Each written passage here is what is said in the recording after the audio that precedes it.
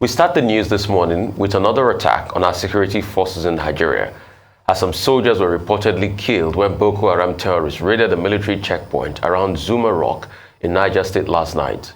The area is close to Madala town, a few meters away from Zuba, Abuja-Kaduna Highway. According to Daily Trust newspaper, they took control of the area for about 30 minutes and kept on shooting before heading towards Kaduna axis of the expressway.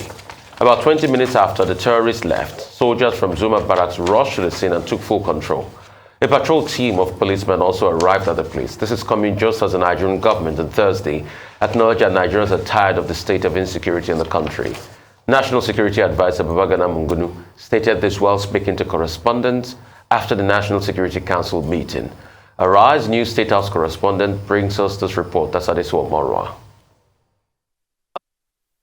It's the third in a series of security meetings by Nigeria's president and his security chiefs since the attack on the Kuje Correctional Facility. While the meetings are intended to deliberate and find solutions to the rising insecurity, it is difficult to say how much of a bearing they have had so far with the attacks unabating, especially in the capital. A situation the National Security Advisor acknowledges, saying that the president is aware of the people's concerns. A few days ago, troops of the Guards Brigade were ambushed and decimated. Had there been a collective effort by way of just snippets of information, we might have averted that incident. We are in a very difficult situation. And Council understands, Mr. President understands people's concerns about the growing insecurity. But I can assure you that there's no straight, cut and dried method of dealing with this thing unless all of us embrace each other. I know people are weary, people are tired, people are beginning to gravitate to other places for self-help. The truth is that help is rooted in everyone working for the other person. It came to light that the president was assured during the meeting of a new strategy to deal with the terrorists. The members of the armed forces have also made a commitment that in the coming weeks, they've already started working on a new strategy to deal with these snippets of violence. And they've given their word, their commitment to the president that there will be a change in momentum, regardless of the fact that there might be certain institutional limitations which they face. The National Security Council is also cautioning the media and political elites in the country on security reportage and utterances. It is important for the media to understand that certain reports being generated by the media, either the manner in which they report, can also aggravate this delicate situation.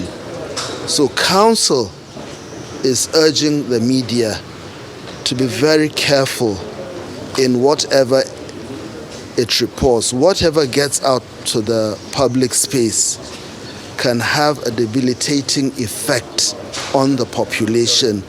Equally, the political elite is also urged to take into account the consequences of utterances. On the Kuje attacks, the NSA reveals the Security Council is in the process of winding up investigations.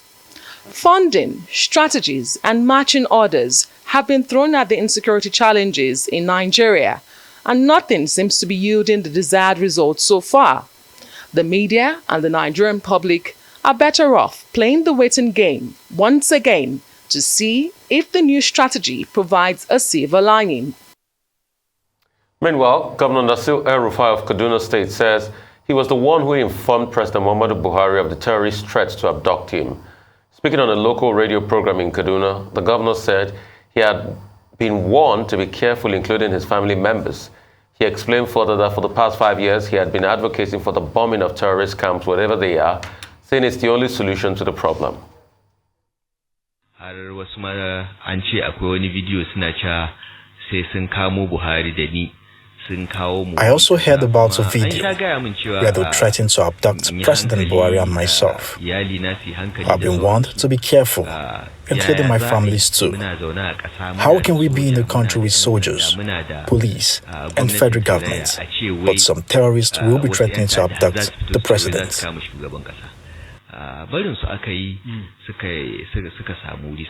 If in the past, those in government think this is a joke and see it as only happening in Katsina, Zamfara, Kaduna, and Niger, it's now at home and we must rise up to deal with these people. This is why I met with the president on Sunday and told him about these problems. I also told him about the video because up to that day, he was not even aware.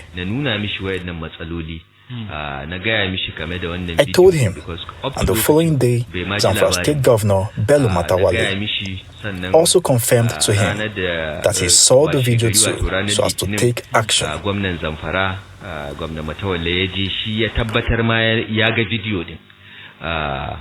The president assured me that he met with the service chiefs 3 to 4 days before our meeting, and he gave them a clear directive to have a comprehensive military operation to deal with these people. We hope, God's willing, the soldiers and police that were given the directives will hasten up to finish the job. We don't have to wait until the terrorists strike before we respond.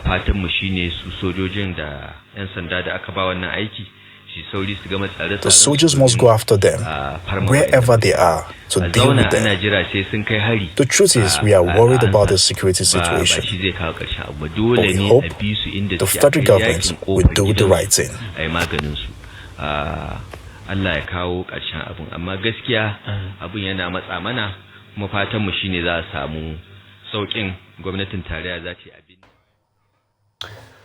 Well, here we go again, Tundu.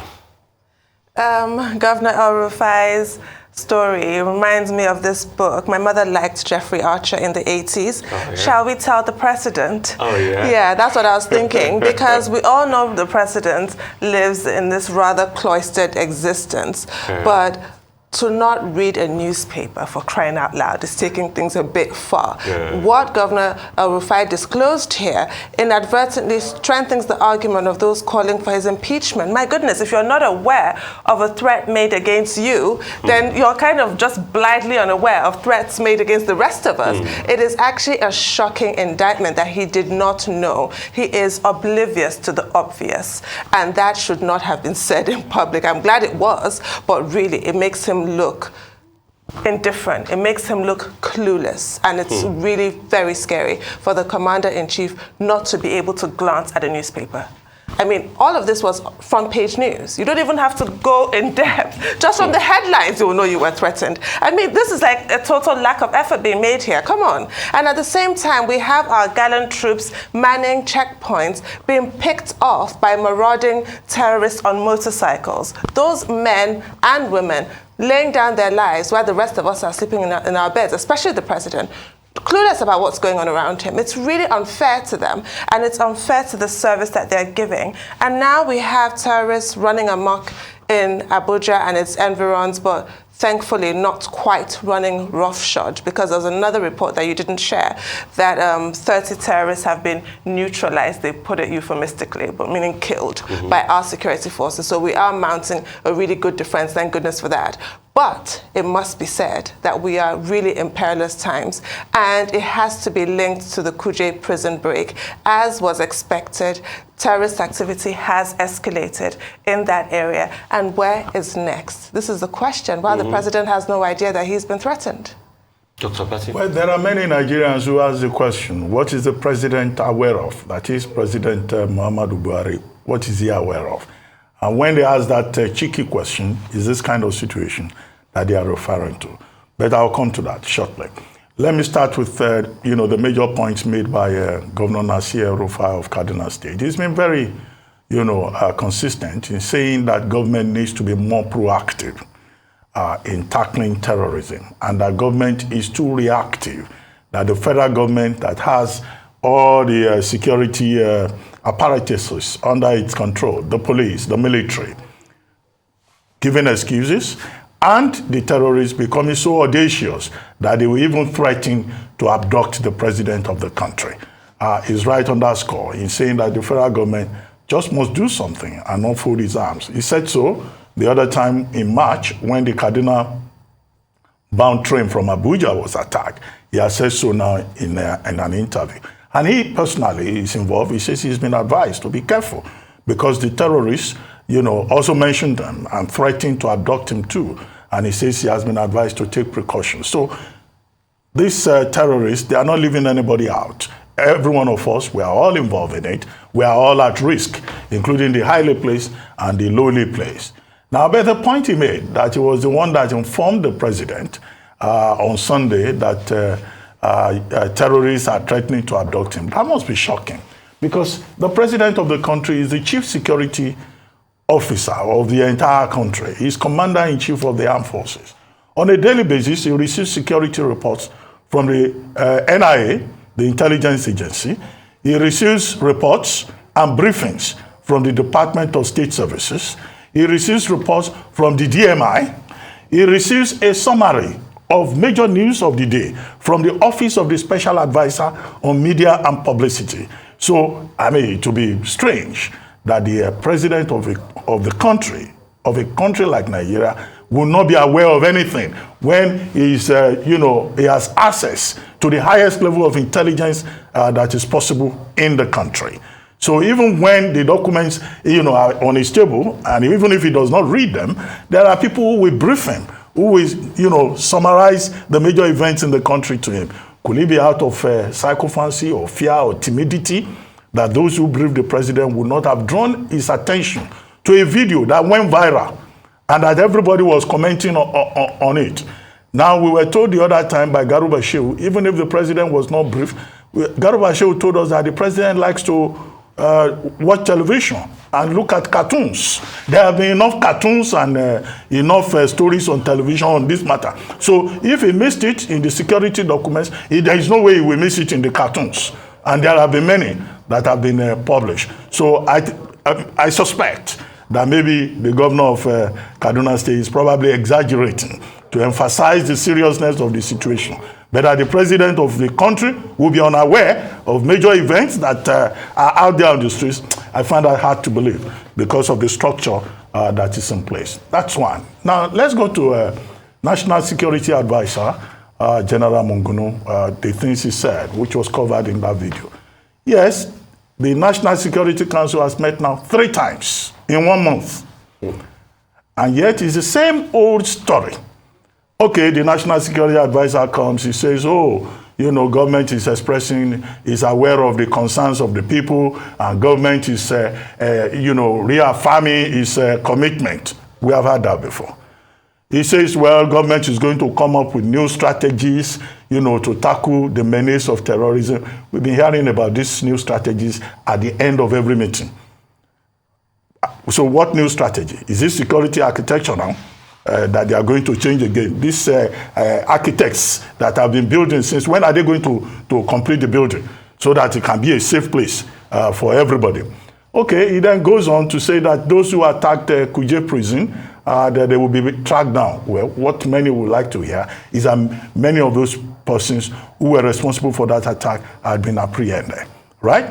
That has not happened. We do not have any concrete information in that regard. Then the National Security Advisor then talks about a whole of society, whole of a nation, whole of system approach. In other words, that we all have a collective responsibility because those terrorists, they live within communities, and individuals within the country also have a responsibility to assist government. Underscore is right. We cannot argue with that, okay? But do the people have the capacity to provide this help? There are local vigilantes, of course, who are involved. There is the Amotekun in some parts of the country. There is the Oodua People's Congress in parts of the country, or in the southwest of the country, also involved in all of this. But what more can be done? The basic responsibility, is with government. Section 14, subsection 1 of the Constitution says that the duty of government is the security and welfare of the people. So government needs to do more. In that regard also, Defense Headquarters says, oh, they are now doing air surveillance, and as a result of that, 30 or 31 terrorists were decimated. The Navy say that they are buying special equipment to ensure maritime security. Yes, good news in that regard, but the people want concrete results. The attack around Zuba on the Abuja-Kaduna Expressway. Now, it's so bad now that the seat of government in Nigeria, people are saying this place is no longer safe. Even lawmakers are running away from the Federal Capital Territory. Okay? Members of the Brigade of Guards, they were attacked the other day. A lieutenant, a captain, and 6 soldiers lost their lives. People are running away from parts of the Federal Capital Territory. But we're told that, the political elite should be careful about what they say so that they don't aggravate the situation, that nobody should celebrate the terrorists. I don't think anybody in his right mind will celebrate terrorists because we are all involved in this. Then the National Security Advisor then says the media too should be very careful in reporting. Well, the media has a job to do to report what has happened to the extent that, no responsible media house will fabricate stories. It's part of the responsibility of the media to report, events to the people. But there is this delicate thing about reporting crisis, which, people in government are always worried about. And on the other hand, you have journalists talking about the people's right to know. But, the key thing about media, about journalism is responsible, reporting. But to the extent that people in government try to teach journalists how to do their job, I don't think that is good enough. But there should be, regular engagement with the media as an establishment and with, those gatekeepers who determine what story should be highlighted or not. But at the end of the day, the basic thing is that government needs to build trust and confidence, and those in power should not be even the ones saying, I have to be careful. If a governor that has a whole security convoy and has the protection, or the commander-in-chief of the armed forces is being told that he too is not safe, then who is safe then? Correct me if I'm wrong, because I will make some postulations. Has there ever been any time that our federal capital territory has been under siege and has been flanked by terrorists and people fighting against our states? We might not want to admit it, but we're already at a state of war in this country. That's the honest truth. Most parts of this country are inundated by attacks that have not been stemmed. The Southwest, Ondo was attacked again. We've had 2 attacks in the space of a month. The Southeast is no-go area. The North, no-go area. Now our federal capital territory. 2 attacks, major attacks in the space of how many days? 4 days. Only for us to hear that the president is not aware of this, so said the governor. Come of it. The president needs to be aware. And he needs to rise up and do something about it. We are being laughed at in other parts of the world. This is our country we are talking about. The only country we all have. The only country that is dear to us. And it's being flanked by terrorists. And we think it's a joke. We must do more. These meetings they are having must bring results. And we must fight this back. Because at this point in time, it's our country's survival we're fighting for. And when your federal capital territory is being attacked and flanked, look at what is happening. Flanked from many corners. Abuja-Kaduna Highway flanked. That's one part into the federal capital territory. Across Nasarawa. And some other parts. So what you're telling me invariably is that it just takes an audacious move by these people, they'll come in. That's why we need to get our soldiers up and running. This is the time the president needs to come out and speak to Nigerians. We can't continue to be quiet. Do we know the importance of what is happening? Do we know the imports? Because we report it every day and we think it's a joke. And those in the presidency are reacting and calling us anarchists. We think this is a joke. Our federal capital territory, there's never been a time in our history. A lot of people voted in this government because we thought it was going to end insecurity. But now insecurity has grown wings and flying everywhere in this country. People wanted economic survival and resuscitation, but the economy has grown worse. And now our capital is being attacked. And people are talking. They're saying the media shouldn't do its job, shouldn't report it the way it should be reported. No. Please, we beg on those in authority to do the needful. Abuja must be secured. Whatever it would take, those terrorists must be destroyed, killed, and decimated. I don't care about the strategy they want to use. We must see results. Abuja must be rendered safe again in the space of 1 or 2 weeks. This can't continue. We don't know what we are dealing with. Rufai, you are giving the president of Nigeria an ultimatum too. Please, Dr. Abati, if possible, I know that it might not sound as anything I'm saying is serious now, but we must do it to avert impending doom in our country. This is doom we are seeing and we are playing. We are treating it with kid gloves. Our capital is surrounded. If you heard the video circulating about a soldier that gave an account, he said most of the terrorist guys are in the bushes, close to Veritas University and the Buhari Law School. They had encamped around there for weeks now. These terrorists in the bush. And we are saying the president doesn't know about this? I know we must do better. Now we are all Nigerians, and Nigeria must be saved. Our capital is the citadel of our democracy. This must not continue. It's action we need now. This is not the time for long meetings and story. Action. This is the time for the government to teach the terrorists a lesson. No, we must restore our national pride. We are losing it now. We are losing it. Moving on to the next story. Ondo State Governor Rotimi Akeredolu has visited the scene in Owo, where some bandits carried out an attack, injuring 2 people. Akeredolu is of the opinion that the shooting was aimed at destroying some of the equipment of the construction company and may not be to maim or kill anyone.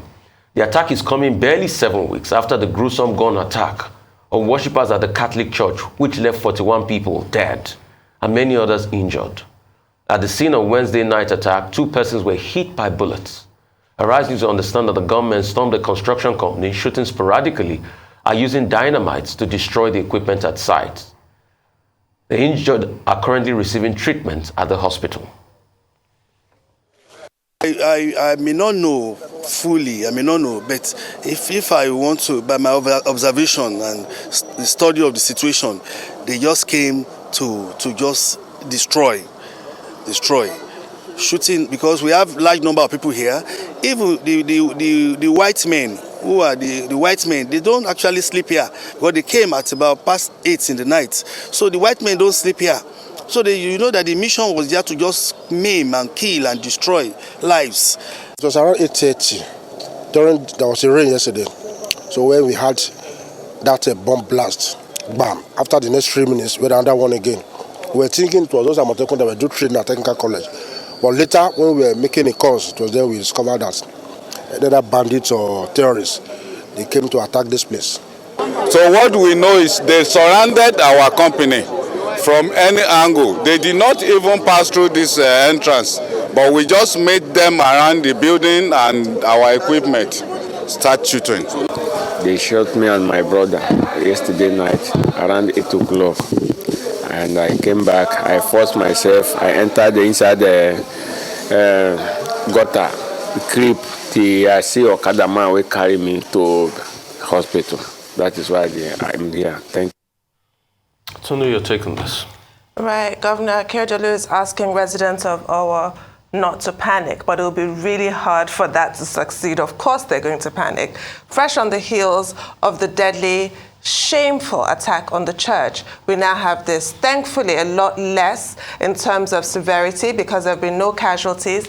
A couple of people were injured, and it does appear that this construction company has faced this before, same as the actual town Owo has. This is the second time for this company because there was a previous incident where one of their security guards was killed and one of their expats kidnapped. But so, according to the government of Ondo State, it's not anything to worry about, but I do think that it is. I mean, it doesn't have to be terror, it doesn't have to involve abductions, it doesn't have to involve murder, but the general unease. You're minding your business in your home, presumably, one evening, and you hear explosives, which were used in this attack. You hear gunshots. Of course you're going to panic. It's impossible to ask any resident of Nigeria today not to panic.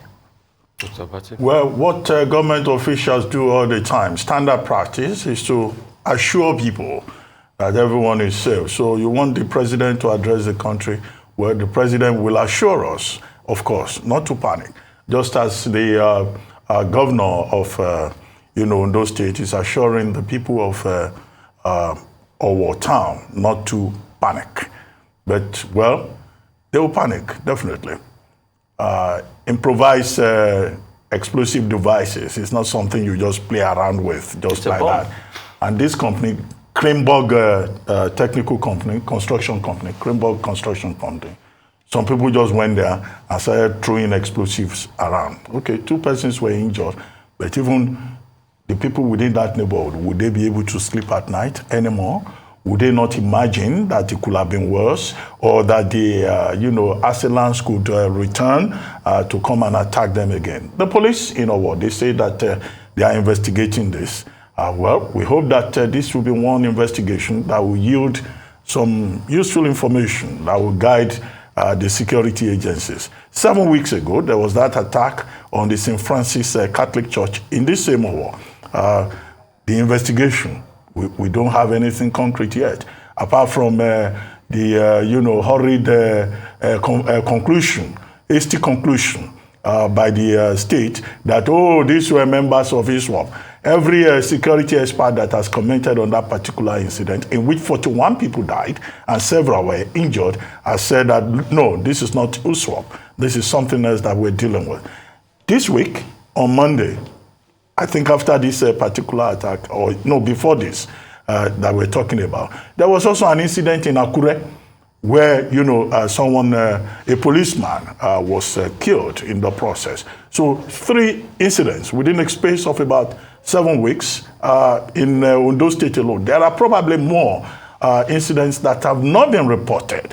And just as it is in Ondo State, so it is in Zamfara, so it is in the Federal Capital Territory. And that's why we keep saying that beyond the Buhari administration, which will be, effectively lame duck, really, in a matter of, within a short while, if it is not already lame duck now. So all of this will be the major concern of whoever becomes the next leader of Nigeria. Already, we're told that the PDP presidential candidate has said, if he gets to power, if he wins, he will secure Zamfara. No, it's not only Zamfara that needs to be secured. It's this entire geographical space, called Nigeria, because government, we repeat, has the responsibility to protect R2P, responsibility to protect everybody living inside this country. It is sad where our country is today, but we need to be sincere with ourselves. We need to face our problems. This is going on for far too long. This has become very, very scary. I repeat, I have never heard at any point in time that our federal capital was attacked this way. Not even during when we had a war in this country. There was no federal capital territory then. Yes. But I think Lagos was the capital. Yes.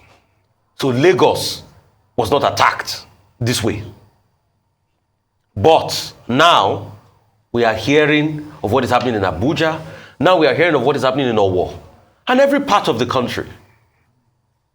Our leadership must remember that this is the only country we have. This is the only country we have. And if for any reason anybody has got 2 passports out there, please remember, you are second-class citizens in that country first than here. But some people will even argue with me that, are we not being treated as second-class citizens in our own country? That's where leadership comes in. Leadership must do something as regards what we are saying. Because the buck stops with all of us. It stops with the president first, not even with all of us. It stops with the presidents of this country. I wouldn't say more, but this is too close to home. This is too close to home. It's teaching time, they say, saves 9. God bless Nigeria. That's all on news.